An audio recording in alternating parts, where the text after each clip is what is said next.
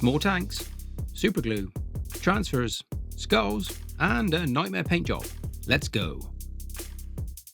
So I got my free miniature from my local Warhammer store. This month it turned out to be one of these tiny tanks, not something I've painted before, and maybe not something I'm going to paint again. The guys at the Warhammer store didn't really clean this mini up, but I'll let them off, this time. With a mini clean we'll need a base. Luckily, I have millions. With a base picked we can formulate my plan. But, I hear you say, what is the plan? Ah yes, the plan. Let's make a small diorama. A mini diorama if you like. This could be, yes could be, a little fun project. And a nice break away from the space frames. So armed with my trusty bits box, offcuts of plastic, wiring cork, we can get to work.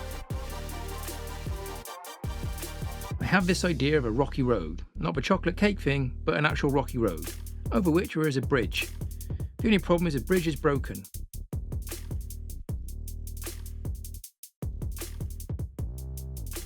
With a bit of snipping, a bit of bending, and some drilling, we can knock this bridge into shape.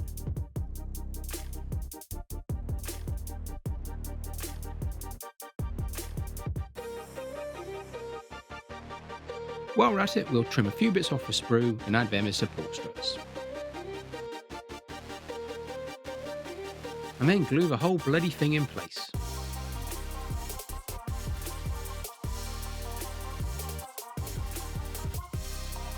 I used to spend my evenings in pubs and clubs.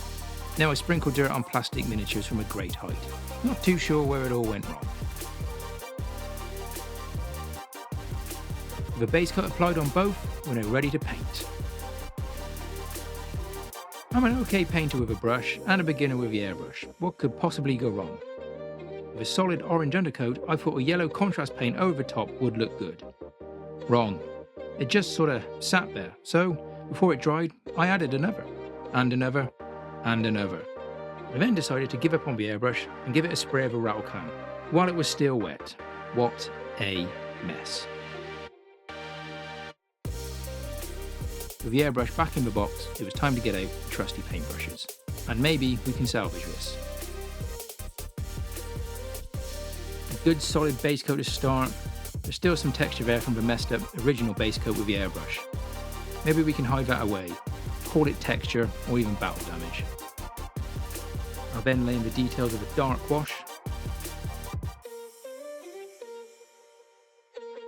With all that dry, I'll go back in and give it a light dry brush.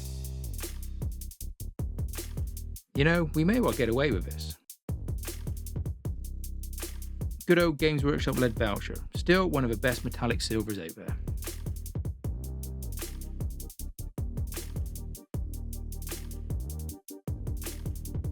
We'll also go over this with a wash, building up different tones and contrasts.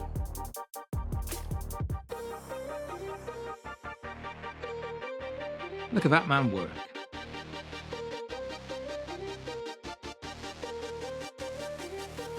Back in with a lighter dry brush now, just picking out some of the details. And then onto the transfers. For once, these went on pretty easy.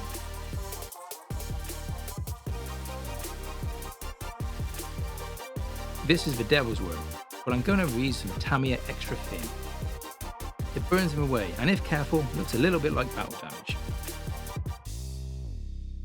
Okay, let's tackle this base. I want to use a complementary colour for the yellow, so I'm going to use some blues and greys, all of which we'll wet blend in. We can then block in the rest of the details.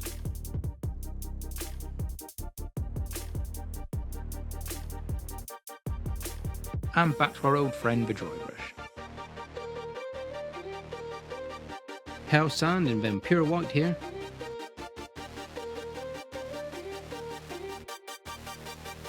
And some cool grime effects, I'll slap on Typhus Corrosion. This works really well for a mud style look.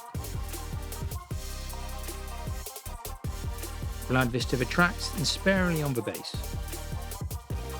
A little goes a long way.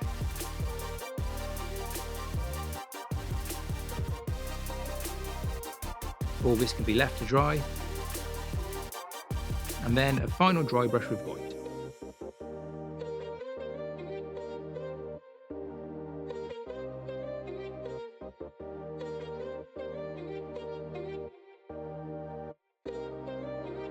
Finally, as it's a bridge, let's add some water effects. Well, if you got this far, thank you. Please do like and subscribe.